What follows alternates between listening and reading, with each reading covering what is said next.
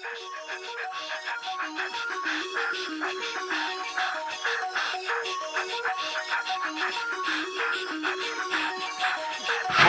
the game of where somebody else takes you out of the frame and put your name to shame, cover up your face. You can't run the race, the pace is too fast, it just won't last.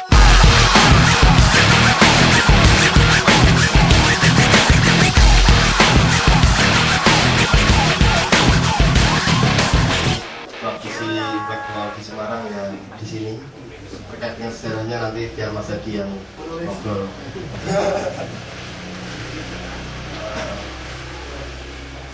Jadi pas waktu kemarin Martin ke Semarang, kita belajar di Sate Banada situ 2 hari. Setelah mau ke Jogja, kita belajar lagi di sini. Pokoknya kita eksploitasi lah ya. Yang penting jangan diperkosa ya lah ya. Jadi ada kesamaan. Mic-nya juga sama antara Fri dan ini. Jadi sabar saja. Oke, selamat datang kawan-kawan semuanya di sini. Di sini kita akan mengulaskan bedah buku asal usul kekayaan. Jadi ini buku ini bestseller. Di toko-toko buku sudah tidak ada. Ya agak sama sih dengan buku Politik Kepulauan Malaka itu agak sama. Jadi saingan antara asal usul ini dan buku Politik Kepulauan Malaka.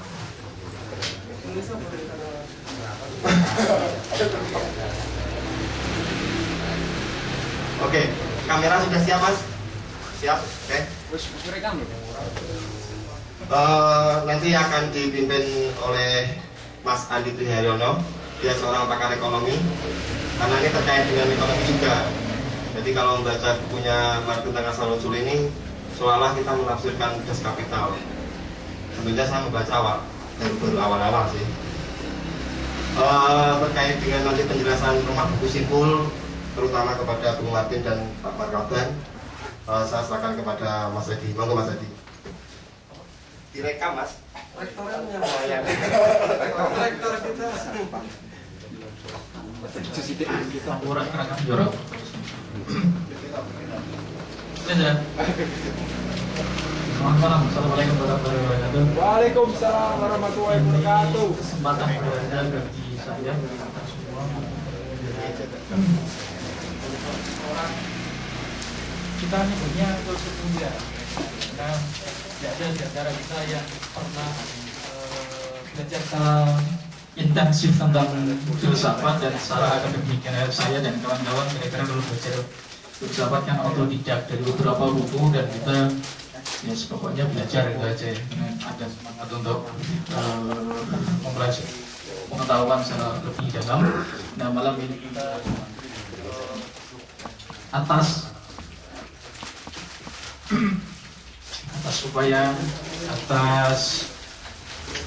usaha dari teman-teman yang juga bergerak dalam Sajito Rajo Institute bisa mendatangkan Mas Martin Suryajaya di forum ini dalam membedah buku asal usul kekayaan. Namun mungkin begini, saya ingin mengenalkan ini sebenarnya ini tempat apa. Ini ada tempat mentil di pinggiran kampus, dan anak-anak sering kumpul-kumpul di sini dalam waktu-waktu tertentu, kira-kira begitu.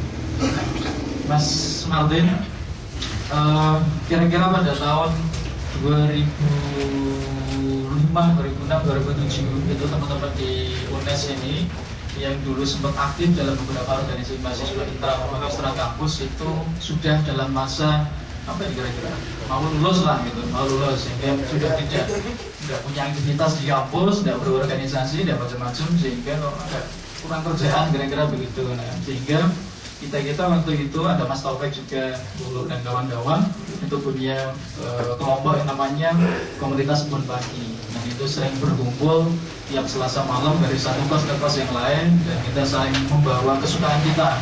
Kalau ada yang suka rokok ya bawa rokok sendiri-sendiri, ada yang bawa kopi sendiri, bawa snack, bawa jajan, bawa gorengan sendiri, dan macam-macam. Dan yang kita bahas itu sangat beragam sesuai dengan latar bidang dan minat kita sendiri.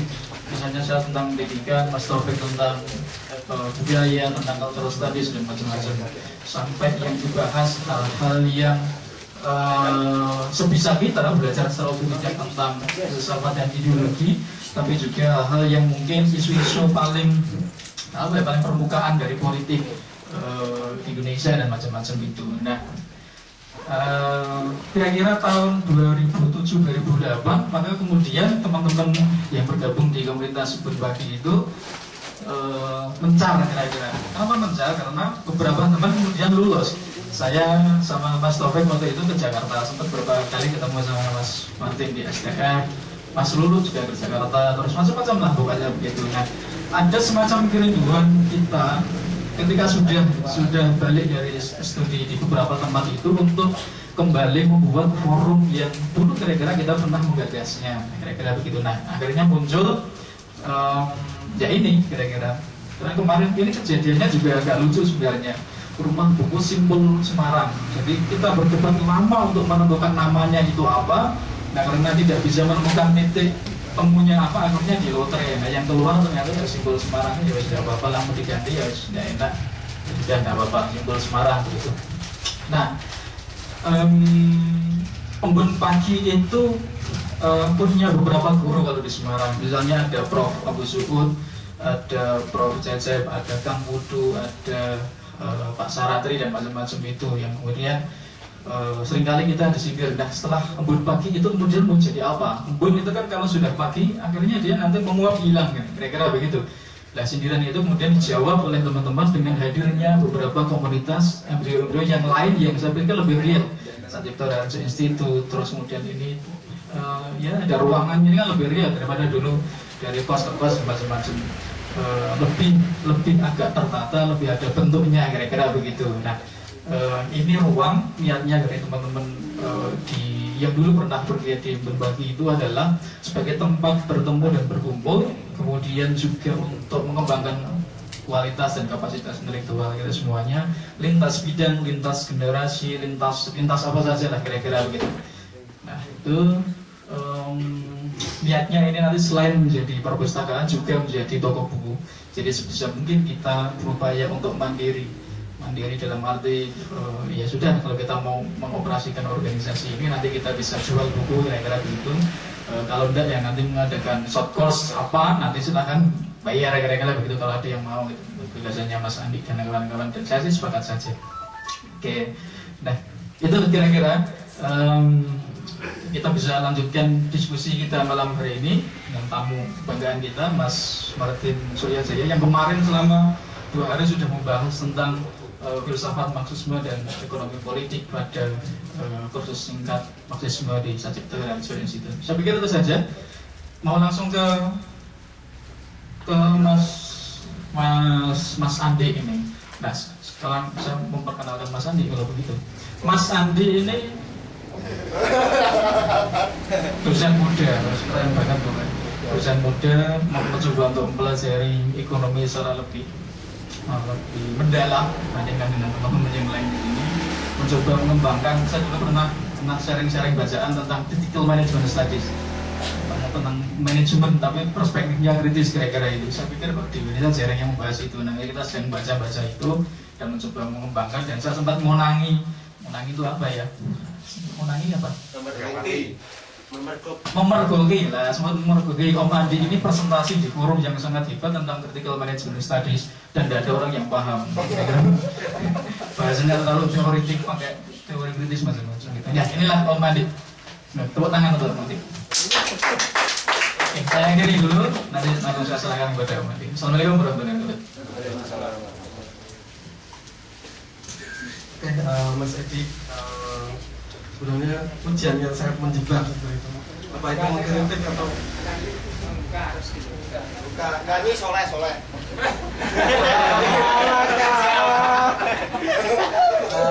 Seperti yang teman-teman baca di undangan via Facebook atau ada yang mungkin SMS, kali ini kita kedatangan tamu besar dari Jakarta yang beberapa waktu yang lalu kita lihat hubungan secara intim dengan Gunawan Muhammad lewat kritik-kritiknya yang dilontarkan mulai dari Indo Progress.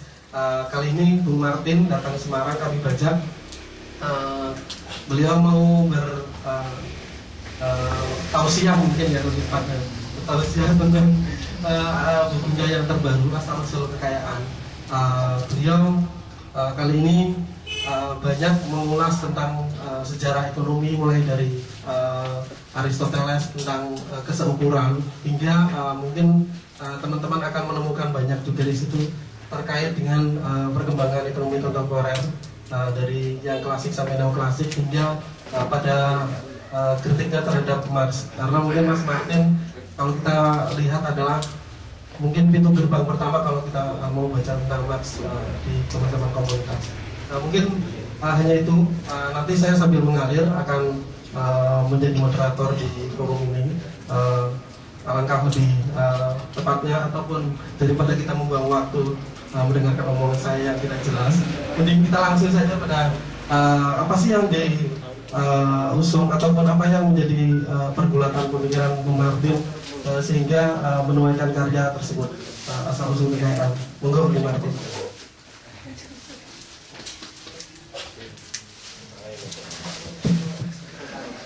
Ya, terima kasih kawan-kawan semua yang hadir di sini. Ya, jadi pertama-tama saya mungkin cerita dulu ya kenapa kok saya menulis buku ini judulnya Asal Usul Kekayaan. Jadi alasannya sebenarnya sederhana. Jadi kita kan kalau dalam kajian ilmu ekonomi biasanya ini buku tentang ilmu ekonomi ya, khususnya tentang sejarahnya begitu. Kita dalam ilmu ekonomi kan seringkali memperdebatkan tentang kekayaan. Objek utama yang mau dibahas oleh ilmu ekonomi kan kekayaan. Jadi kita misalnya berbicara tentang dari mana asal muasalnya atau apa prinsip-prinsip yang memungkinkannya untuk bertambah dan seterusnya. Nah, oleh karena itu menurut saya pertanyaan tentang asal usul kekayaan itu jadi penting. Tapi sebelum itu yang perlu dibahas pertama kali ini adalah apa itu kekayaan. Ya, yang dalam bahasa Inggris dalam tulisan-tulisan para ekonom seperti Adam Smith, David Ricardo itu disebut dengan wealth, jadi kekayaan itu. Apa itu sebenarnya? Nah, dengan itu saya mengawali proses penulisan buku ini. Jadi buku ini awalnya bermula dari tesis saya waktu sekolah di S2 di Sekolah Tinggi Filsafat Dirgantara. Pembimbing saya kebetulan orang yang bergulat di bidang filsafat ekonomi, Romo Heri Priyono.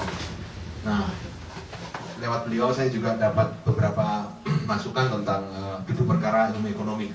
Karena saya sendiri kan bukan dari latar belakang ilmu ekonomi, jadi saya sendiri juga katakanlah semacam otodidak itu belajar ilmu ekonomi. Nah, dalam pencarian itu kemudian saya sampai kepada gagasan tentang kekayaan mulai dari asal mulanya. Jadi ketika orang-orang Yunani dulu bicara tentang kekayaan.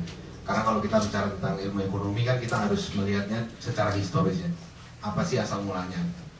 Nah, dalam salah satu tulisannya Aristoteles, seorang pemikir pertama ilmu ekonomi itu berkata bahwa agar ada yang disebut sebagai asosiasi politik atau polis ya, negara kota atau masyarakat yang tertata secara politik, perlu ada apa yang disebut sebagai pertukaran. Jadi katakanlah semacam perdagangan seperti itu. Jadi nggak mungkin kita bisa ada suatu masyarakat kalau nggak ada yang mencukupi kebutuhan hidup kita. Kebutuhan hidup itu diperoleh melalui pertukaran. Sebab kenapa? Sebab manusia adalah menurut Aristoteles makhluk polis, makhluk yang sifatnya politis. Dia nggak bisa hidup sendirian mencukupi kebutuhannya sendiri. Dia harus berrelasi dengan orang lain dalam masyarakatnya agar bisa mencukupi kebutuhan. Oleh karena itu, agar ada asosiasi politik perlu ada pertukaran. Nah, kemudian dia bertanya lebih lanjut Aristoteles ini, dari mana sebenarnya kok bisa kok bisa pertukaran di antara barang-barang itu mungkin? Dia menunjukkan Aristoteles itu bahwa pertukaran itu mungkin kalau ada apa yang disebut sebagai kesetaraan nilai.